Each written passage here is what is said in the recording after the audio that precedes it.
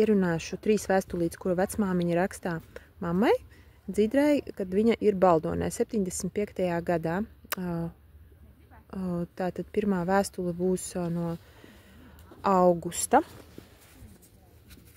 Mammai tad bija 20 gadi sanāk. Vecmāmiņai cik bija gadi? Jāizreikina.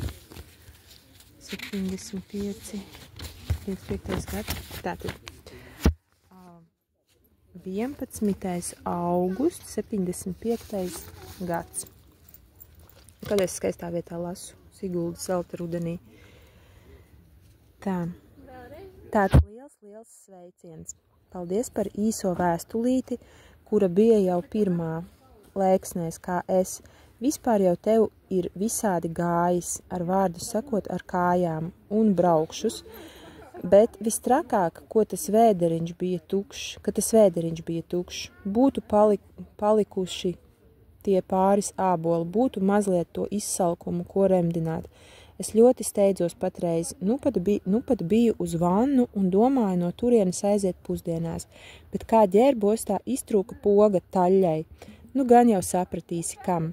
Bija jānāk uz māju un jāšuj uz poga. Tagad ir jau pāri 2:20 minūtes, līdz 3 jāpēda. Ļoti jāsteidzās. Nu, ja es nepierakstīšu pilnu šo lapiņu, man jau nu labi, ka negadījās tāda maziņa kā tev. Tātad, kur es paliku? Ka nebūs pilna, neņem ļaunā. Nu, pat mana saimniece lika, lai tevi es pasveicinu. Nevar nemaz saprast, ko lai uz ātru roku vēl uzraksta. Spodra bioloģijā dabūja 4, bet sacerējumā 3. Rītā ir ķīmija, bet es jau nezināšu, kā viņai būs gājis. Gribētos jau, ka noliktu. Rītā varbūt Mārīte atbrauks pie manis, un tad mēs iesim uz kino, Melnā vēža spīlēs. Diez cik smuka jau nēsot, bet tomēr latviešu. Lai kā tas pulkstenis skrien uz priekšu, tu jau vari manu šejieni arī atrakstīt. Es te būšu līdz 31. augustam. Tā, ka 31.